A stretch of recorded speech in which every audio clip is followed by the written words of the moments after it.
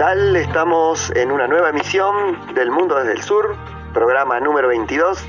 Soy Maximiliano Sbarbi Osuna, desde Buenos Aires, Argentina. Y como es habitual, hago este programa con el colega y amigo Raimundo Greguard desde Santiago de Chile. ¿Qué tal, Raimundo? ¿Cómo estás? Hola, Maximiliano, ¿qué tal? Nos volvemos a encontrar después de unos días. Por acá todo bien, muchas gracias. Aquí la vida con normalidad, ya estamos a jueves. Ha sido una semana sin grandes sobresaltos, así que eso se agradece. ¿Y tú cómo estás? Bueno, me alegro. Bien, acá también, sin demasiadas novedades en cuanto a lo que sucede en el país, digamos, más o menos igual todo, pero no así en el mundo, que ha habido grandes temas que hemos estado siguiendo, y si te parece voy a empezar con una efemérides. Hoy, 17 de febrero, pero del año 2011, comenzó en la ciudad oriental de Bengasi, en Libia, la revuelta contra Muammar Gaddafi, y ahí comenzó otra fase de la primavera árabe que terminó con su derrocamiento y su asesinato. Sí, es ya como pasa el tiempo, ¿no? Son ya 11 años, 10 años y medio por ahí. O sea, 11 años de lo que tú mencionas y 10 años y medio por ahí desde que Gaddafi murió. Y claramente fue algo que cambió la vida en Libia y en la zona cercana. Claro, en Libia, y yo diría que también en gran parte del norte de África, de la región, del mundo árabe también, que se estaba llevando a cabo, desarrollando esta mal llamada primavera árabe desde mi punto de vista, porque esta élite petrolera que tomó el poder en Bengasi, y desde ahí hubo una rebelión militar que avanzó hacia todo el país, hacia todo Libia, fue impulsada por las monarquías del Golfo, principalmente por Arabia Saudita, por Qatar, Emiratos Árabes. Qatar puso en el terreno mercenarios, y luego los bombardeos de la OTAN que comenzaron en marzo, que colaboraron también para la caída del gobierno de Gaddafi. Sí, yo estoy de acuerdo contigo. A mí no me gusta usar el concepto primavera árabe por varios motivos, pero uno de ellos es, por ejemplo, esto. O sea, ¿qué tiene de primavera un país que lleva 11 años en guerra civil? ¿Ah? Claro. Y que además entraron los terroristas y países externos. O sea, yo no sé qué tiene de primavera. Eso es lo primero que quisiera decir. Y lo segundo, las consecuencias que trajo para la región cercana, ¿no?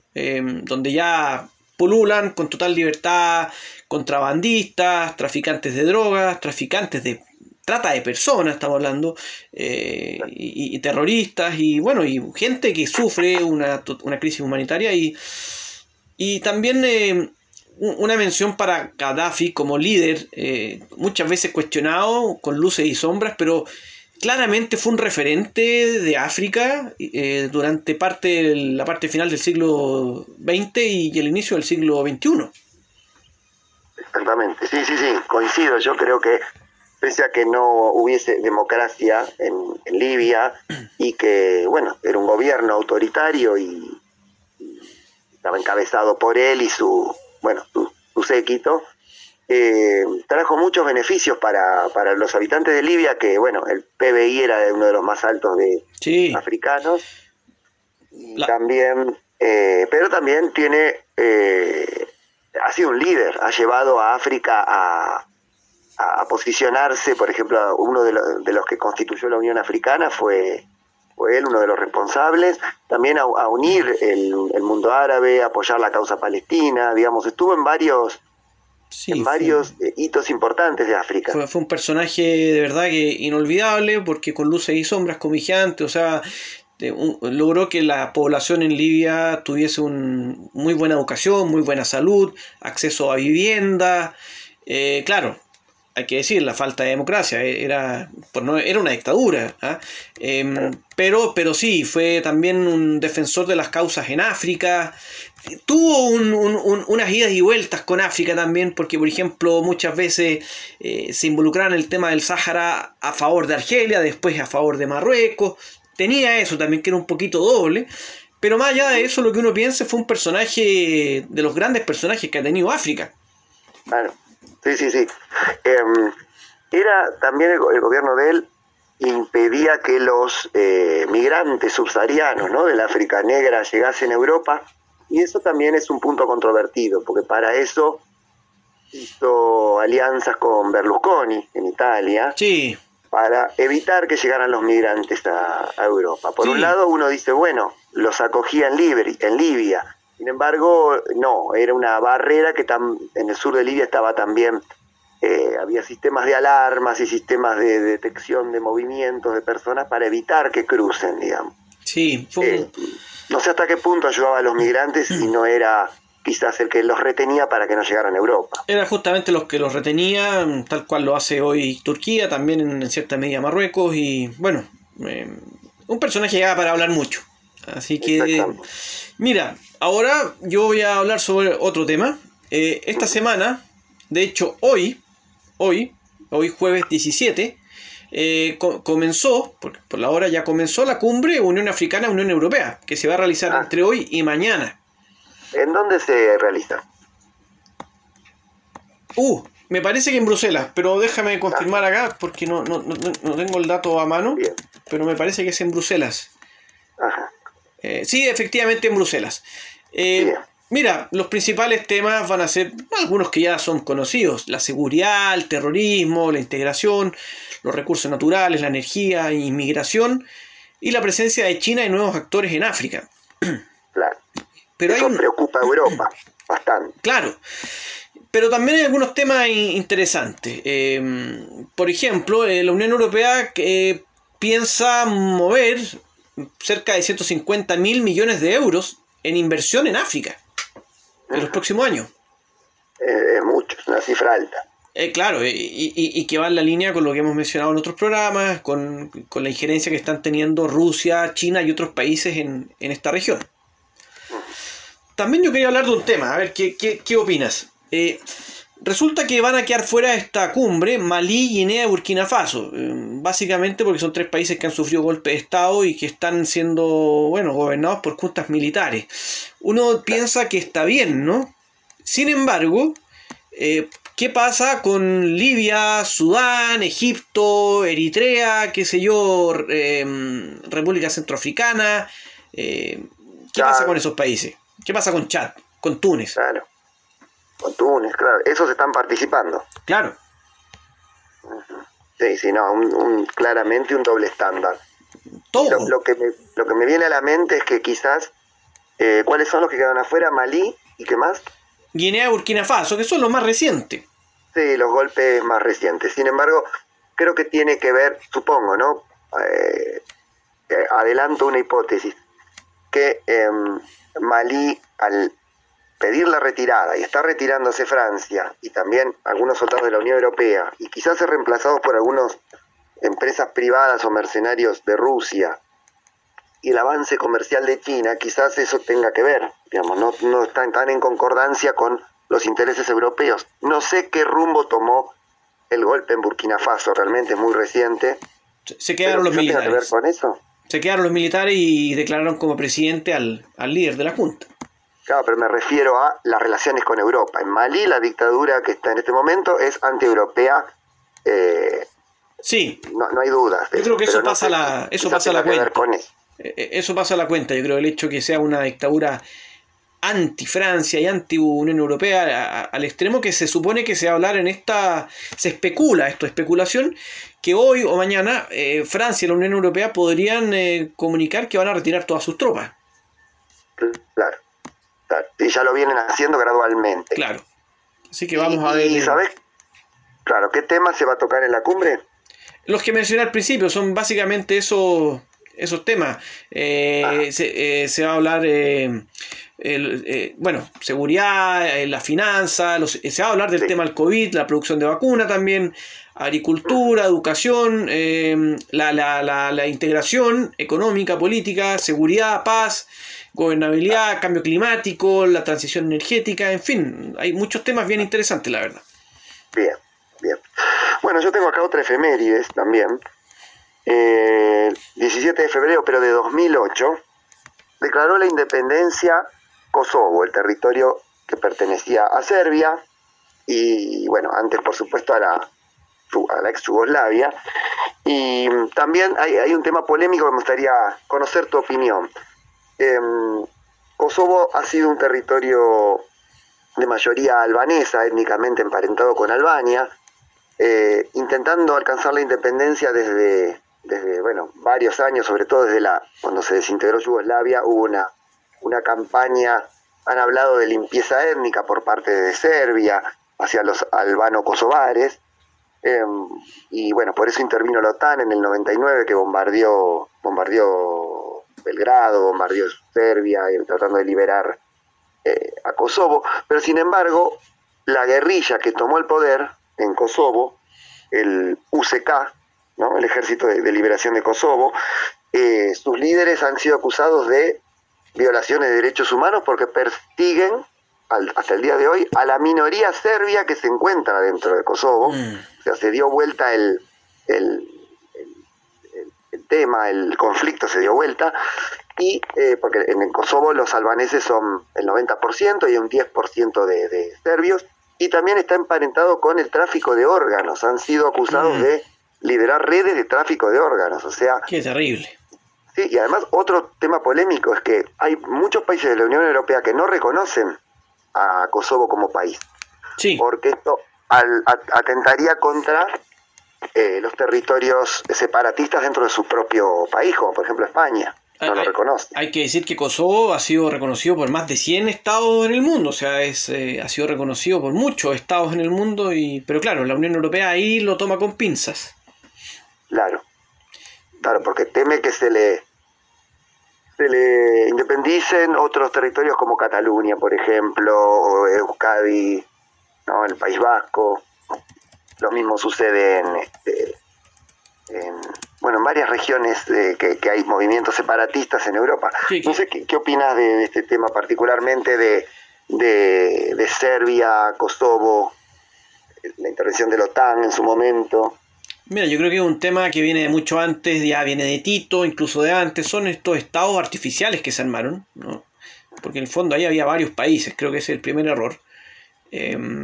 Y luego, claro, se abre una caja Pandora en que también, como una limpieza étnica, que hay que decirlo, ¿no?, que mataron a muchos albano-kosovares, y una guerra para independizarse. Después, claro, muchas veces llega la revancha, que está súper mal, está muy mal eso, pero muchas veces lamentablemente caen en eso. Y lo otro, creo que la zona de los Balcanes ha sido reconocida por ser un terreno fértil para las mafias, para el tráfico de órganos, ¿no? Es primera vez que lo escucho en esta zona. Entonces algo está pasando ahí con el tema de seguridad, y por algo la Unión Europea, salvo Croacia y Eslovenia, que Eslovenia ya está más bien en Europa Central, tiene ahí a los países de los Balcanes en conversaciones. No hay todavía ningún otro ha ingresado a la Unión Europea. Creo que por estos temas también hay un asunto de la democracia. Y yo creo que esto es una guerra que, si bien pasó hace harto tiempo, terminó hace cuánto, 24 años por ahí, o sea... Sí, la de Kosovo fue en el 99, que fue cuando intervino la OTAN, fue la última de las guerras yugoslavas, y luego en el 2008 alcanzó la independencia con un enorme apoyo de Estados Unidos. Recordemos que sí. George Bush viajó a Albania, viajó a esa zona también para apoyar a los albaneses y a Kosovo también. Sí, mira, yo creo que hay que seguir viendo este tema. Está no se ha zanjado del todo. Lo analizamos hace muchos programas atrás, ¿te acuerdas? Lo de Serbia. Exacto, sí. La intención de un líder de que la parte serbia de Kosovo pase a ser un territorio de Serbia. Así que es muy interesante y vamos a tener que estar siguiéndolo. Claro, sí. Mira, tengo un último tema. ¿Sí? No, digo, ¿qué otro tema tenés? El último para cerrar esta parte, que es un referéndum la semana pasada en Suiza. Y se le preguntó a la gente por 3 temas. Limitar la publicidad en los cigarrillos para proteger a los menores, lo cual fue aprobado en términos de votación, 56,6%, pero también en la mayoría de los cantones, porque tenía que darse la aprobación en los dos casos, mayoría de los cantones, que fue 15,8%, y al menos el 50%. Además, el 79% rechazó terminar la experimentación con animales y seres humanos, lo cual significa el cuarto rechazo, porque se rechazó lo mismo en 1985, 1956, 1992 y 1993. Y además se votó también para una propuesta que era darle ayuda financiera a los medios de comunicación, y los suizos rechazaron esto con el 55% de los votos. Sí, experimentación con humanos y animales tiene que ver con la ciencia. Exactamente. Claro. Sí, no encuentro alternativa, digamos, si no se ensaya con animales y humanos, no encuentro alternativas para desarrollar medicamentos, vacunas, no soy experto en el tema, pero no conozco qué otra alternativa hay si eso se llegara a rechazar. Es un tema de debate, yo no soy un entendido del tema, pero se ha debatido mucho sobre esto, y yo sé que hay algunos que están proponiendo nuevas alternativas que no las conozco muy bien, y yo creo que hay que seguir avanzando en esto, porque en realidad también es brutal experimentar y dañar a seres vivos. No, seguramente sí.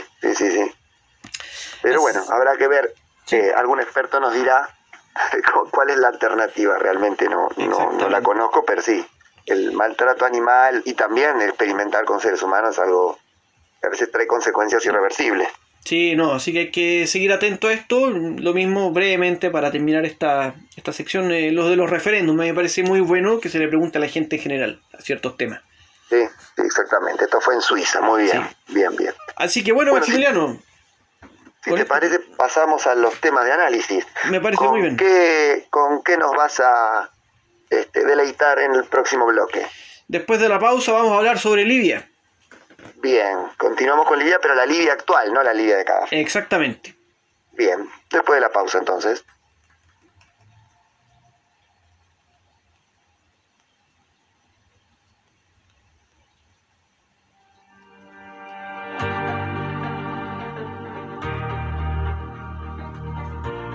Bien, seguimos en El Mundo desde el Sur. Como adelantamos, Raimundo va a hablarnos sobre lo que está sucediendo en este momento en Libia, el país norteafricano, que ya adelantamos algo, pero con la historia de Libia, historia reciente. ¿Qué tenés, Raimundo, con respecto a este país norafricano? Mira, básicamente la idea es no alargarse mucho porque es muy denso todo esto, pero se suponía que en 24 de diciembre del año pasado Libia iba a tener las esperadas elecciones presidenciales, ¿ya? Ajá, sí. Pero aquello no ocurrió.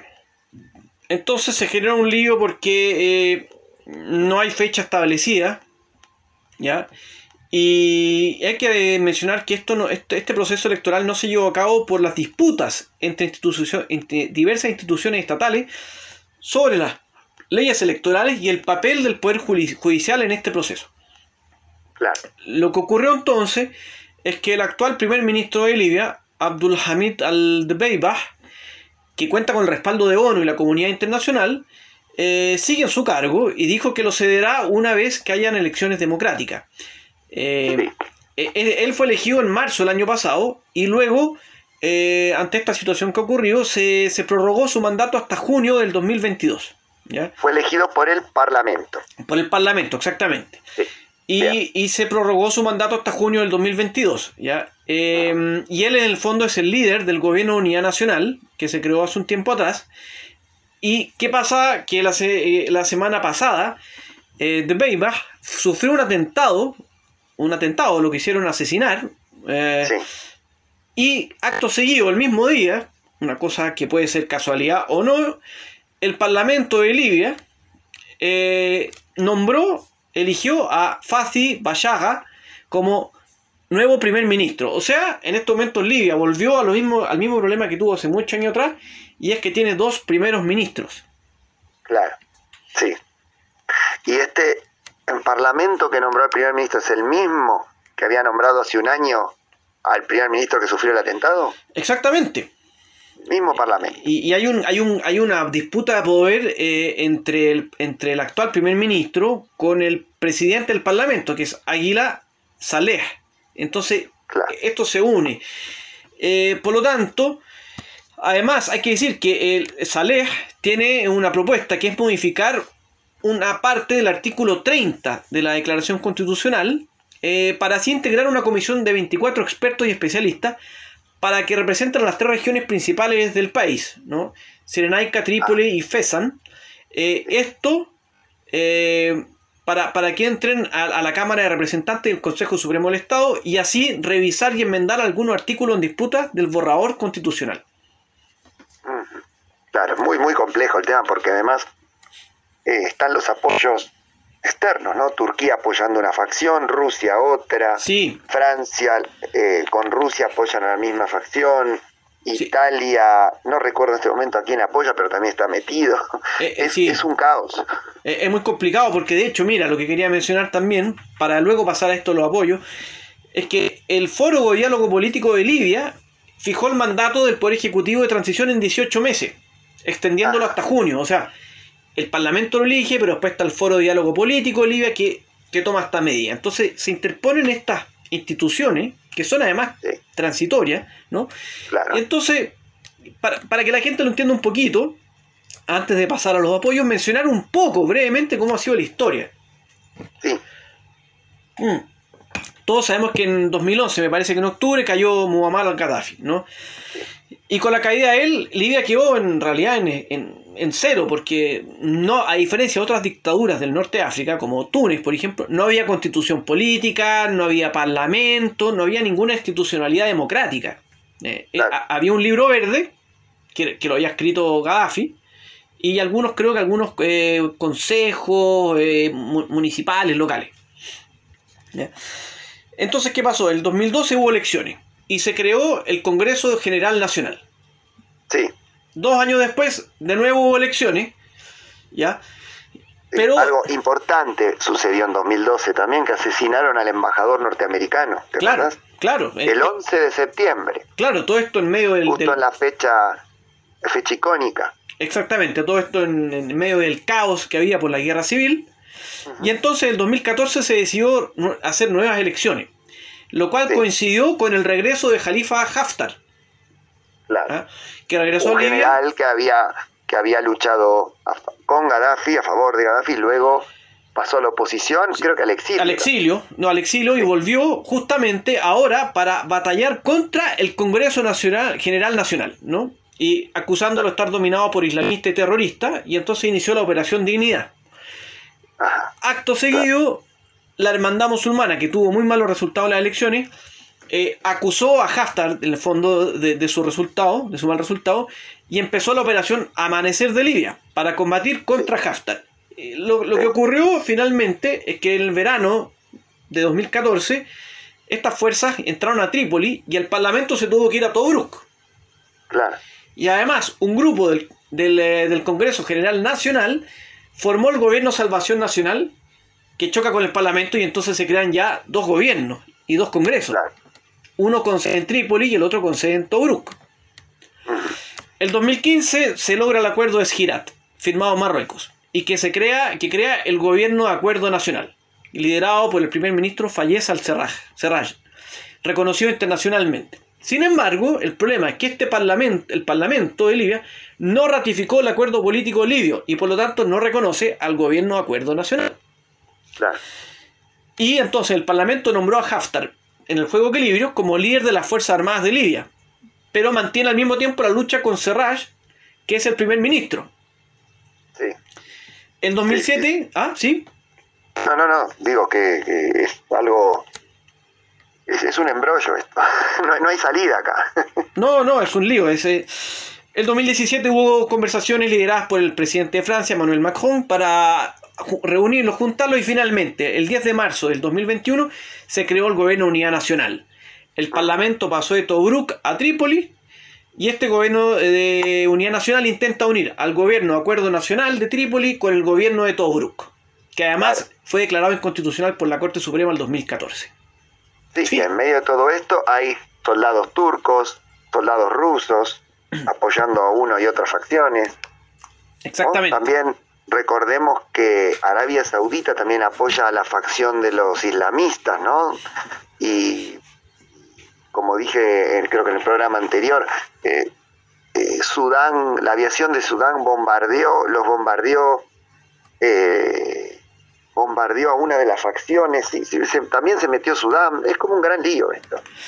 Un gran lío porque, como tú mencionas, el gobierno de Acuerdo Nacional que creado en 2015, es apoyado por Turquía, por Qatar, por la ONU, Sí. por Estados Unidos, por el Reino Unido, Malta, Italia, Argelia, Túnez, Marruecos, Irán y el Ejército Nacional de Siria.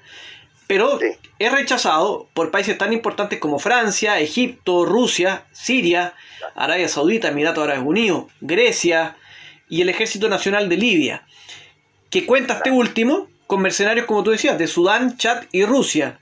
Y además está el Estado Islámico luchando contra este gobierno de acuerdo nacional. Claro. Sí, es un caldo de cultivo también, como decíamos antes, para que en medio de este caos haya tráfico de personas hacia Europa, tráfico de drogas, de armas sobre todo. Exacto. Recordemos los enormes depósitos de armas que tenía Gaddafi, que terminaron en manos de terroristas en países como Malí, Chad, República Centroafricana. No Exactamente. sé si también han llegado a manos de Boko Haram en Nigeria, pero se esparcieron por toda la región. Exactamente, por toda la región, cosa que había advertido Gaddafi antes que cayera Claro. y claro, esto generó un escenario propicio para que pululen todos estos grupos que tú has mencionado y para que se generaran movimientos incluso separatistas como el de la Azawad en el norte de Mali. Así Claro, que, en fin, la idea era explicar un poco para que la gente entienda algo de esto, porque es bastante complicado. Yo te digo, entiendo menos que antes ahora. No por tu explicación, sino porque es demasiado complejo y se estaban por celebrar elecciones a fines del 24 de diciembre, ¿te acordás? Estábamos por hacer un programa sobre eso y tuvimos que buscar otro tema porque las elecciones no se hicieron. Se aplazaron y no sabemos cuándo se van a realizar. No hay fecha. Se van a realizar. No hay fecha. No hay fecha, no. Tu explicación fue muy buena, el tema es muy complejo. Sí, el tema es muy complicado, así que mejor dejarlo hasta acá para que la gente no le duela tanto la cabeza. Claro. Bien, bueno, está bien, después de la pausa tendremos el último tema de análisis, vamos a la región, un poco América Latina, y cómo operan. Se trata de esto, cómo operan los mercenarios colombianos en varios conflictos regionales y extrarregionales. Perfecto, lo veremos después de la pausa, ¿no? Dale, adelante entonces.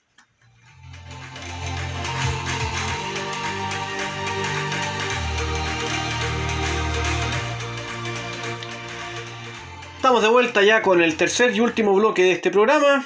Como anunciábamos antes, Maximiliano nos va a hablar de algo muy interesante, un tema para muchos, me incluyo desconocido, que son los mercenarios colombianos que están dando vueltas por el mundo. Sí, exactamente.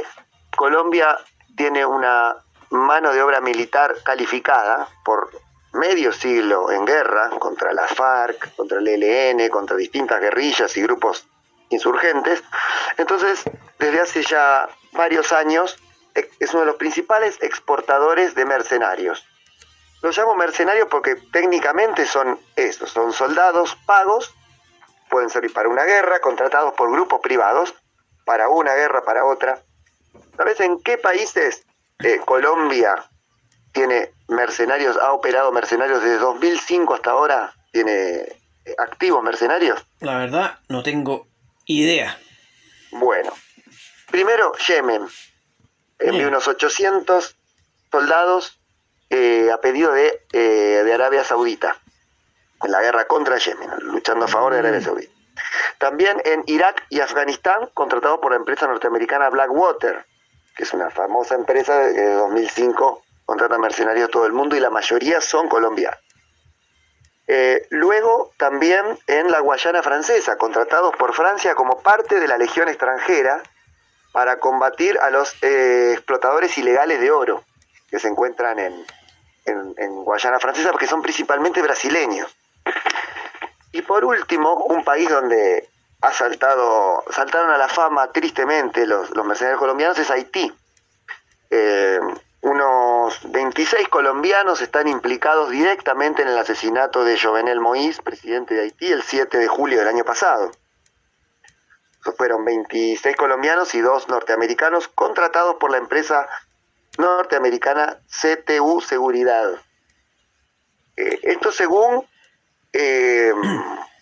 las investigaciones que han hecho en Haití y también varios colombianos que están presos. Estados Unidos, una corte de Estados Unidos tiene jurisdicción porque hay 2 ciudadanos norteamericanos implicados, y también un haitiano llamado Adolphe Char, que está acusado en Estados Unidos de haber sido uno de los precursores o de los instigadores del magnicidio del presidente haitiano, confesó que vendió armas y municiones a mercenarios colombianos. Qué impresionante lo que mencionas. Mira, hubiese imaginado algunos, quizás lo de Haití, por la cercanía, no sé, pero en tantos países me llama la atención. Sí, y esto se produce por lo siguiente: es un círculo vicioso que comenzó con el Plan Colombia, establecido por Bill Clinton en el año 99 en Colombia, que los militares, el plan era luchar contra la alianza entre la FARC y los narcotraficantes, que la FARC se convirtieron en un grupo guerrillero, pasaron a ser también además un grupo que se financiaban con el narcotráfico. Entonces los militares comenzaron a combatir eso, el narcotráfico y las guerrillas, y luego se formaron los paramilitares, sostenidos desde el gobierno de Colombia, principalmente desde Álvaro Uribe. Tengo un dato acá: entre 2002 y 2008 los paramilitares asesinaron a unos 6.000, hay registrados 6.402 jóvenes que fueron asesinados y fueron mencionados como falsos positivos, es decir, fueron asesinados y luego fueron involucrados en falsos enfrentamientos que hubo contra guerrillas que no existieron en realidad. Asesinaban gente para dar cuenta de una guerra o de magnificar los números de la guerra. Esos son los famosos falsos positivos que se dieron durante el gobierno de Uribe, y también en menor medida se están dando actualmente bajo el gobierno actual de Iván Duque. Entonces, el círculo vicioso comienza con los paramilitares, luego los falsos positivos, y luego la mano de obra desocupada, cuando pasan a retiro, se convierten en mercenarios. Tiene que ver también con un tema de salario, ¿no? Porque, por ejemplo, los soldados mercenarios en Afganistán, que Estados Unidos contrató, ganan entre unos 1.600 y 8.700 dólares en promedio, depende de qué actividad tengan que hacer, ¿no? En cambio, el promedio de un mercenario colombiano es de 1.400 dólares, por trabajos similares a los que hacen los de salarios más altos. Y ellos mismos evitan llamarse mercenarios, sino que se llaman a sí mismos seguridad privada, soldados privados, porque la ONU considera ilegal la figura de mercenario, aunque técnicamente y concretamente lo sean, ¿no? Sí. Así que, bueno, y por año se retiran unos 10.000 soldados colombianos que ya cumplen el servicio, se retiran, y como fueron muy bien entrenados para la guerra contra el terrorismo, contra los narcotraficantes, contra las guerrillas, también fueron entrenados por Estados Unidos. Recordemos, Estados Unidos tiene 7 bases en Colombia, que también ha entrenado militares. Entonces tienen una alta capacitación y son buscados por las empresas de seguridad privada, y así es como participan principalmente en los países que mencioné. Y me imagino que también puede ser un tema a tomar en cuenta el desempleo o la falta de políticas que permitan integrar a los ex soldados, militares o combatientes en Colombia. Exactamente. En Colombia hay un plan para que vuelva a la vida civil tanto guerrilleros como paramilitares o ex militares, y no da resultado porque, bueno, un soldado raso gana 260 dólares al mes y un ex oficial 1.560, que es muy, muy bajo comparado a lo que sucede en otros países en guerra o a otros países, por ejemplo, comparado con Estados Unidos o con otros países que tienen fuerzas militares alrededor del mundo. Así que también tiene que ver el tema económico y también la reinserción social, que es un programa fallido por todos los gobiernos desde Colombia, desde el comienzo del Plan Colombia hasta ahora. Al contrario, lo que ha hecho es expulsar militares a que participen alrededor del mundo en distintas misiones por su alta capacitación, como decía antes, ¿no? Así que bueno, este es un problema que a Colombia es un círculo vicioso que se lo relacione con este tema de los mercenarios, y que el gobierno, por ejemplo, de Iván Duque, heredero de Álvaro Uribe, no ha solucionado, sino que contribuye al círculo vicioso de paramilitares, falsos positivos y luego mercenarios, ¿no? Bueno, un tema realmente muy interesante. Yo no lo conocía y estoy seguro que a quienes nos escuchan le tiene que haber gustado. Y bueno, en la medida que haya más novedades más adelante estaremos informando de todas maneras. Esperemos que si en las elecciones presidenciales que hay en mayo llegase a ganar Gustavo Petro, el candidato favorito de izquierda, que se retiró de la guerrilla en 1990 y hizo una carrera política de más de 30 años, contribuye un poco a resolver este tema y a que se puedan reintegrar a la sociedad tanto los ex guerrilleros como los ex militares, y no se retiran unos 10.000 por año. Es una mano de obra desocupada que puede llegar a cometer a formar parte de estos ejércitos privados que tan peligrosos son. Sí, así que ojalá que en Colombia logren cambiar esto para que tengamos menos mercenarios en el mundo. Ha sido un muy buen tema, Maximiliano. Gracias. Bueno, y ahora yo te tengo una mala noticia. ¿Cuál? El programa llegó a su fin. Bueno, dicen que todo lo que comienza termina. Claro, nos excedimos, gratamente nos excedimos, charlando, debatiendo, informando y analizando temas que nos resultan interesantes, en los cuales, bueno, es un placer compartirlos con vos y escuchar también tus análisis, tus opiniones. Pero bueno, llegó a su fin, así que nos veremos el lunes próximo. Sí, un buen fin de semana, estamos a jueves, pero igual, ya no se acerca el fin de semana, así que buen fin de semana para todos. Como siempre, un placer conversar contigo, Maximiliano, y nos veremos el lunes, programa número 23. Exactamente. Suscríbanse al canal de YouTube El Mundo desde el Sur, recibirán las actualizaciones y nos estamos viendo el lunes. Perfecto, nos veremos ahí entonces, Maximiliano. Buen fin de semana para todos.